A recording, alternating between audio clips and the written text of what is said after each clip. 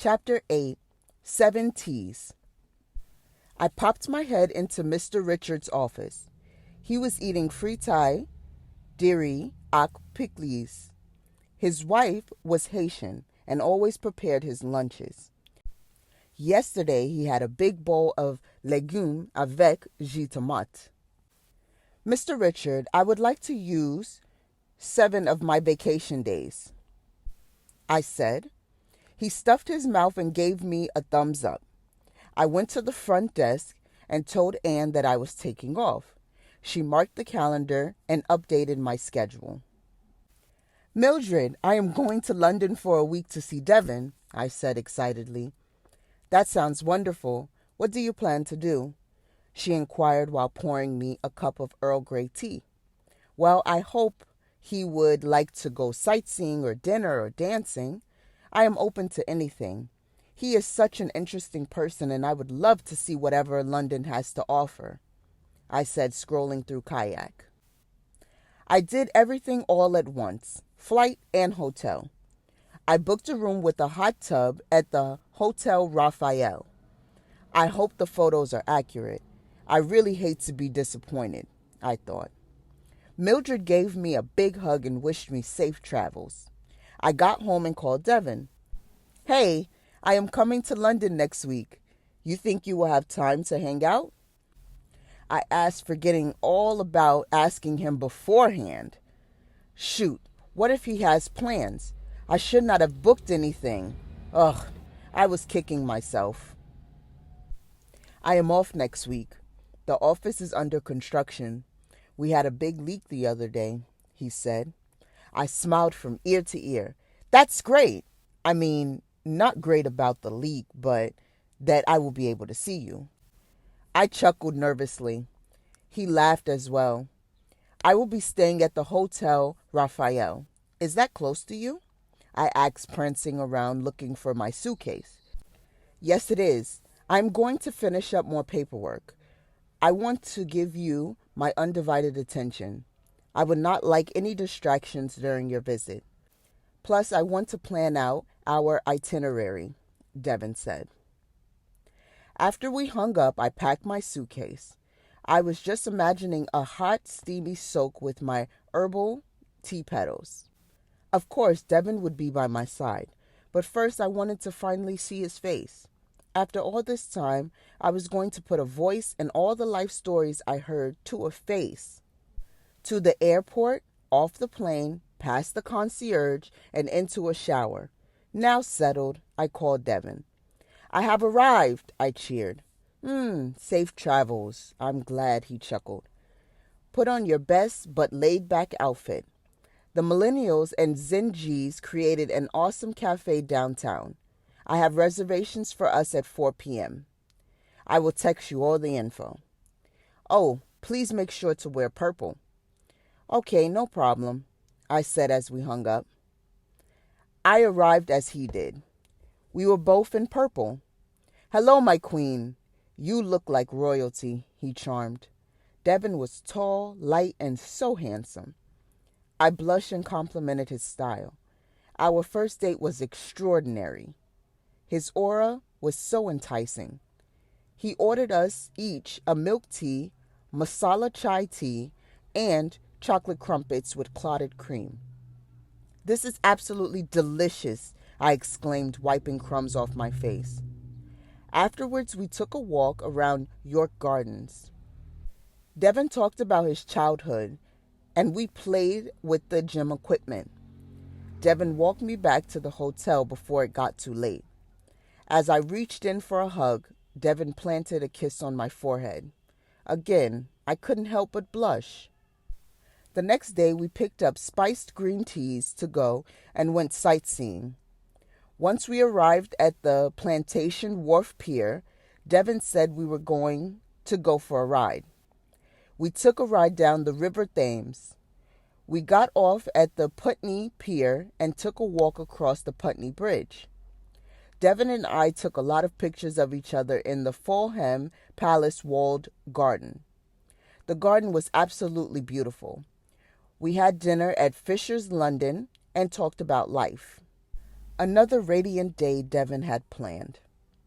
I woke up, showered, and then went down to the hotel lobby.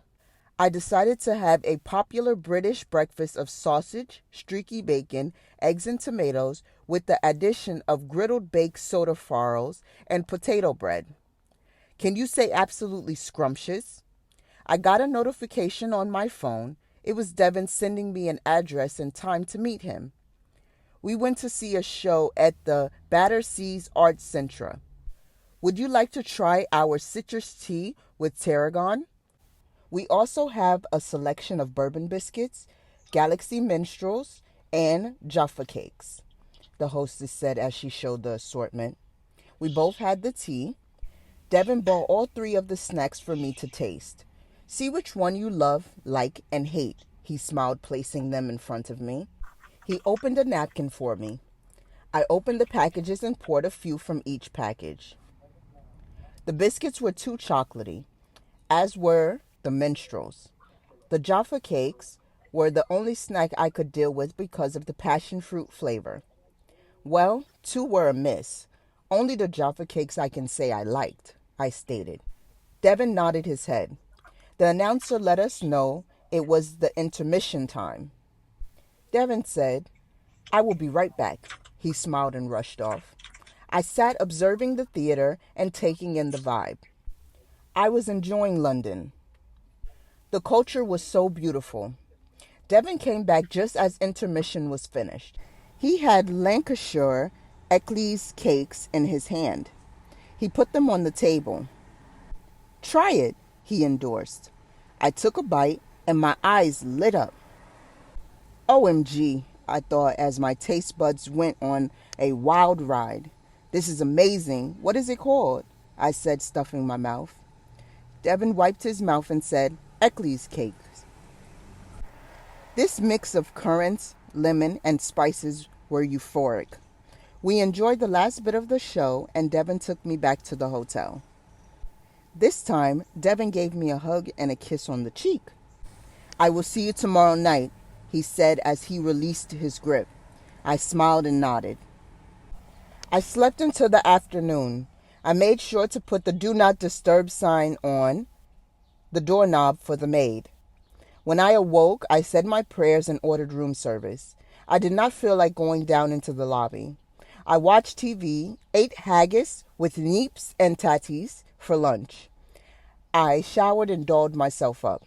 I wore a cute yellow jumpsuit with lavender flowers to meet up with Devon. We walked to the Lombard Wharf and drank spiced apple tea. Devon and I shared stories. He pointed out places he told me about over the phone. I told him more about myself in New York. Devon made me feel at peace. His accent, charm, and maturity was very intriguing, very attractive. Devon was exciting to be around. I couldn't wait to see what was in store for tomorrow. I have to have dinner with my mother and father. I will come get you to see a polo match.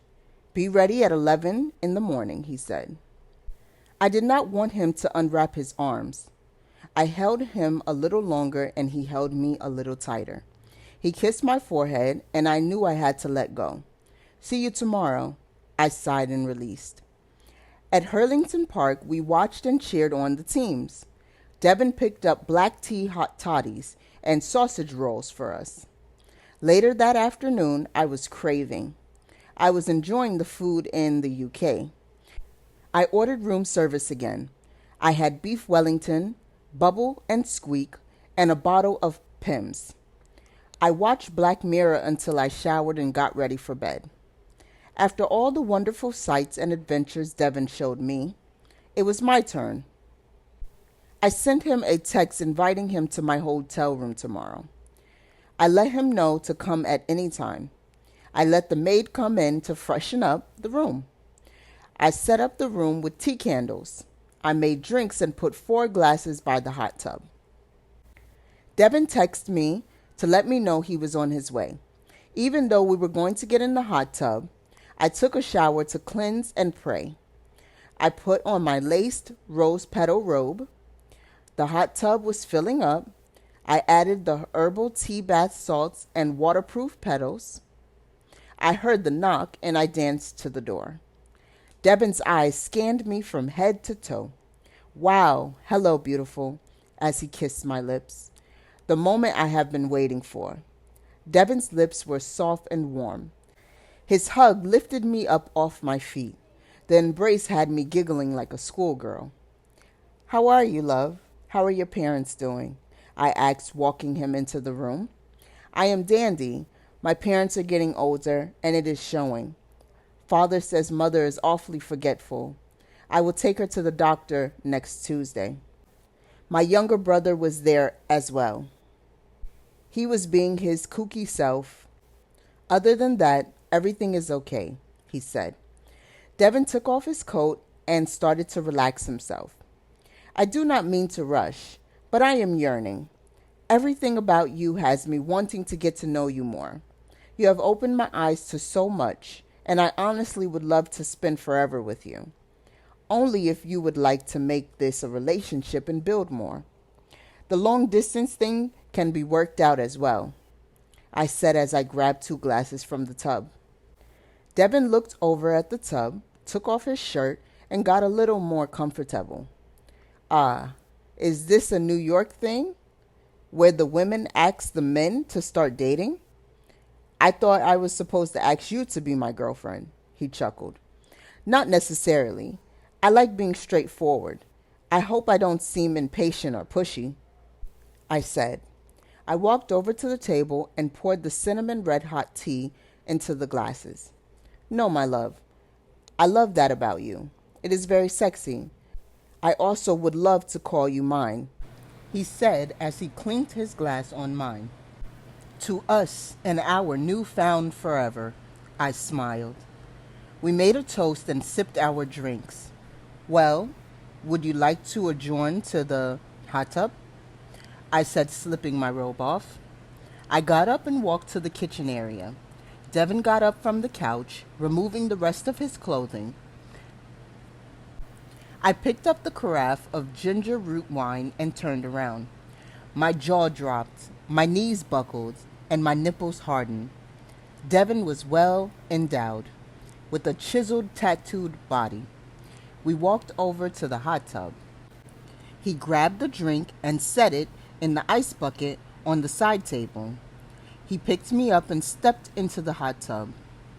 I wrapped my body around him tightly, French kissing and massaging our bodies together, followed by hot, passionate loving.